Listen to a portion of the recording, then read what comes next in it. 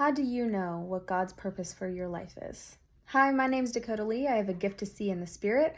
I'm a professional animal communicator, and God's been letting me visit heaven since I was 12 years old. One thing that I used to believe, which I no longer believe, is that whatever your purpose is, you have to be willing to suffer for it. And I think this belief was really reinforced in the church, that it was almost like the stories of greater suffering that you can also say that Jesus helped you overcome seemed to get more attention and more reinforcement. And it was like, if you're really enduring the suffering, then you know that God is with you, or God is more, I don't know, he's really blessing your path. You can be clear because you're constantly overcoming suffering in the name of doing something good. So I think this looked like you will go on mission trips and they'd have bottled water or something for a few days, or the bus broke down, or they got sick for, they ate something they shouldn't have, or I don't know. And those stories of we still went out there and we still preached to those people, and so many people got saved, and in spite of all the hardship. And that was like, wow, you're really doing God's purpose. I don't really subscribe to that anymore.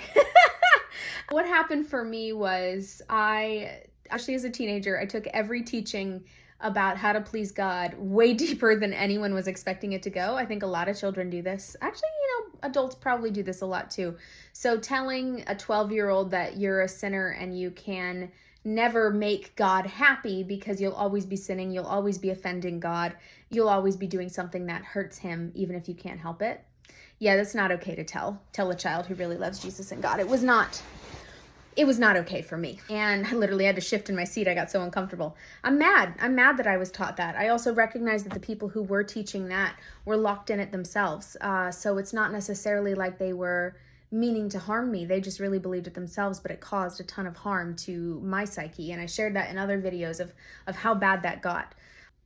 I kind of believed that I deserved the suffering, and I would suffer for God, to show him that even though I'm offending you with the thoughts I don't even know I'm thinking, or don't even know I'm offending you with, I'm willing to suffer for you, and that sort of like makes up for it. And it's super toxic. I didn't realize that until I got out. And now, the way this relates to your purpose is that now I believe that if you look at your purpose and finding your purpose from a perspective of a loving parent to a child, you're going to see it so much more clearly. And it starts with, are you happy? And I kind of assess where I'm meant to be. Is something going well, or does something need to change? I don't look at, is the greater good being done? That's not my first criteria. I actually look at, how am I feeling about this? Because if you think of, say there's a loving parent, they have a child that's growing, and they want this child to, what do they want for this child? A loving parent. What does a loving parent want for the child? And honestly, the first thing is, are you happy?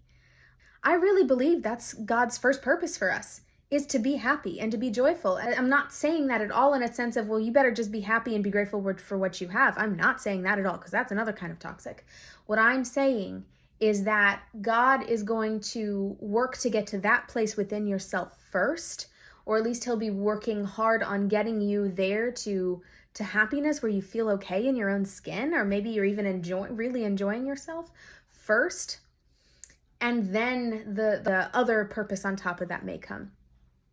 I think for me, when I look at my life, this is just where I am right now, because I tried I'm going to suffer for God before, and that was not okay for me.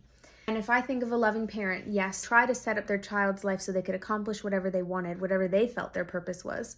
However, the first question that loving parent would ask is, are you happy? Is this life making you happy? Because if you're not happy, then that parent is going to feel grief.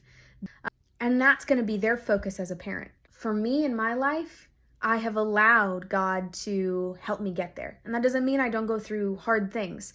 Sometimes I go through hard things in order to get to the happiness I'm looking for. I also don't reject the goodness. I don't reject the joy. I don't find a way to get out of it, or look for something that could bring more pain to tell me that I'm in my purpose. And so when it comes to finding your purpose, I guess this is my invitation to you. Maybe think about it more as God's looking to satisfy your own happiness first, help your own heart and soul, And after that, you'll probably quite naturally want to help other people too, because a lot of people see their purpose as helping others, either help, but maybe give God permission to help your soul first. And he will, but don't push him away. Don't push away those efforts. If you see something that could mean happiness coming at you, don't reject it either here or externally.